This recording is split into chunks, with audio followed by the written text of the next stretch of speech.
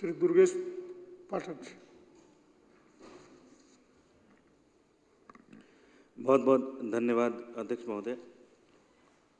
अभी 3-4 दिन पहले मेरी विधानसभा के अंदर एक बहुत ही दर्दनाक घटना घटी। मेरी विधानसभा के अंदर एक परिवार के बड़े बेटे का शाम को 8 बजे पार्क के अंदर चाकुओं से गोद कर उनकी हत्या कर दी गई। ये नारायणा गांव है, हमारा बड़ा फेमस गांव है। वहाँ पर ये काम किया गया शाम को 8 बजे के आसपास। जिस परिवार ने और जिस व्यक्ति ने ये हत्या की, उसी परिवार और उसी व्यक्ति ने लगभग 6 महीने पहले उनके छोटे भाई की भी हत्या कर दी। आज उस घर में 2 यंग विधवाएं हैं और 5 बच्चे हैं। एक बूढ़े माँ बाप हैं जो फादर साहब हैं, वो सिक्योरिटी गार्ड का काम करते हैं हमारे बी ब्लॉक नारायणा विहार में। एक ऐसा परिवार है जो बहुत ही गरीब परिवार है। उस परिवार के 2 जवान बेटों का पिछले 6 महीने के अंदर हत्या कर दी गई और चाकुओं से हत्या की गई।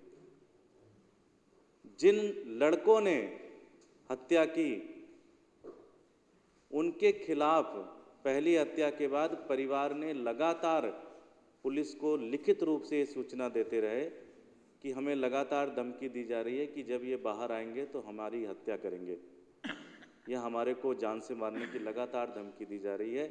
परिवार ने लिखित रूप से सूचना दी पुलिस को, लेकिन पुलिस ने कोई कार्रवाई नहीं की।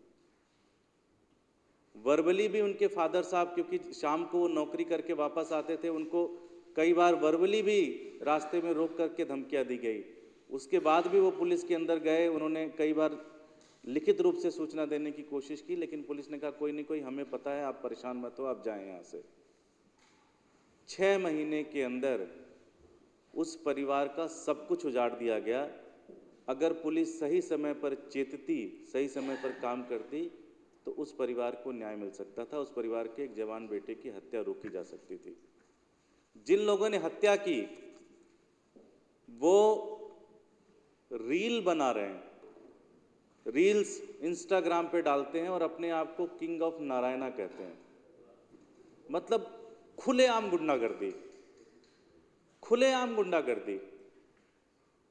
आज आप नारायणा क्षेत्र में, नारायणा विहार से लेके आप हमारे रिंग रोड होते हुए आप चले जाइए, आपको ऐसी कम से कम 50 दुकानें मिल जाएंगी जिन दुकानों पर ओपन ड्रग्स मिल रहे हैं और जहां पर शराब की बोतलें बेची जा रही हैं। ये कोई ऑथराइज एरिया नहीं है सरकार का, लेकिन किसी न किसी तरीके से इधर से, और ये कहने में कोई गुरेज नहीं है कि उस एरिया में ऐसे कम से कम 40 से 50 जगह होंगी जहां पर सट्टा खिलाया जाता है। ये पूरी तरह से क्राइम का हब बना पड़ा हुआ है। दिल्ली पुलिस के सब कुछ नॉलेज में है, दिल्ली पुलिस की पूरी जानकारी में है, लेकिन कोई कार्रवाई नहीं हो रही है।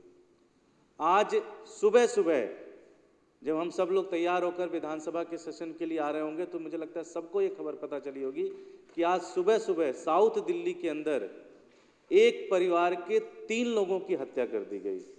माँ, बाप और एक छोटी बच्ची को चाकुओं से गोद करके हत्या कर दी गई। कल मंगोलपुरी के एरिया में गोलियां चलाई गई हैं। उससे पहले शालीमार बाग विधानसभा के अंदर एक हत्या की गई है, चाकुओं से गोद के 20-20, 25-25 बार, 30-30 2 लोगों की त्रिलोकपुरी में चाकू मारी। आज पूरी दिल्ली के अंदर कम से कम, ये तो हमारी नॉलेज में कुछ घटनाएं आ जा रही, कम से कम हर दिन मुझे लगता है हजारों ऐसी घटना घट रही है जहां पर दिल्ली वालों को सरेआम इस तरह से चाकू मारा जा रहा है, उगाही की घटना घटी जा रही है, सारी चीजें हो रही हैं।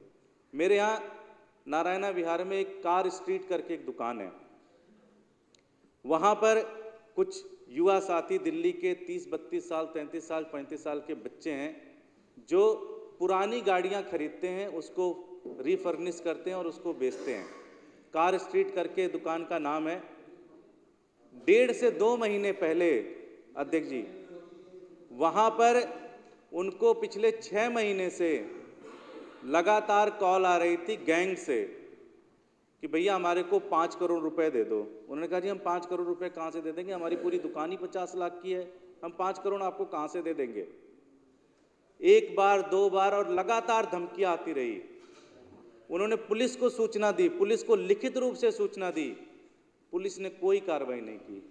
अंत में 2 महीने पहले उस मॉल उनके दुकान के अंदर उनके ये ट्वीटी थोड़ी चल रहा है, ये ट्वीटी है।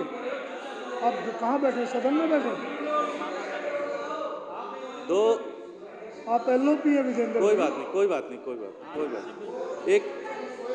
एक चलिए चलिए। मैं कार स्ट्रीट की इस दुकान में दिल्ली के कुछ युवा साथी, 4-5 युवा साथी जो इस बिजनेस को चलाते थे, लगभग 2 महीने पहले दिन दहाड़े दिन में, अध्यक्ष जी, दिन दहाड़े दिन में बाइक से 2 लड़के गए और उनकी दुकान के अंदर 25 से 30 ओपन फायरिंग की उन्होंने। 25 से 30 ओपन फायरिंग की उन्होंने। आज पूरी दिल्ली के अंदर कोई भी नागरिक जो है सुरक्षित नहीं है। कोई भी जो नागरिक है, कोई भी व्यक्ति है दिल्ली का, कोई महिला, कोई बिजनेसमैन, कोई भी व्यक्ति सुरक्षित नहीं है। आज कोई महिला ये नहीं कह सकती कि मैं शाम को 10 बजे वापस आऊंगी और मैं सेफ रहूंगी। आज कोई बिजनेसमैन ये नहीं कह सकता कि वो बिजनेस ठीक रखेगा, उसका गल्ला ठीक रहेगा, उसका शाम तक लुटेगा नहीं। वो पूरी दिल्ली में अफरा तफरी का माहौल है और मुझे ये कहने में कोई गुरेज नहीं है।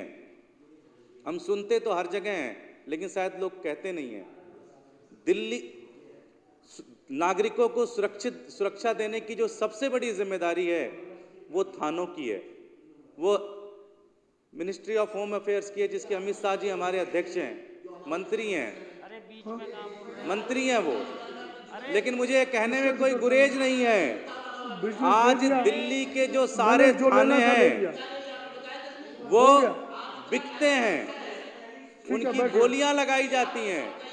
आज दिल्ली के सारे थाने, किसको एसएचओ बनना है, किस थाने पे क्या जिम्मेदारी उसको मिलेगी, वो पैसे देता है और पैसे देने के बाद ही उसको थाना अलॉट होता है। जब दिल्ली के सारे थाने बिकेंगे तो आप उनसे सुरक्षा की उम्मीद नहीं कर सकते। अगर ये सारे पैसे, बीजेपी का सीधा कंट्रोल है दिल्ली पुलिस के ऊपर, ये थाने जितने बिकते हैं उसका सारा पैसा भारतीय जनता पार्टी के पास डायरेक्ट जाता है, उसका सारा पैसा दिल्ली भारतीय जनता पार्टी के पास जाता है। बहुत बहुत धन्यवाद।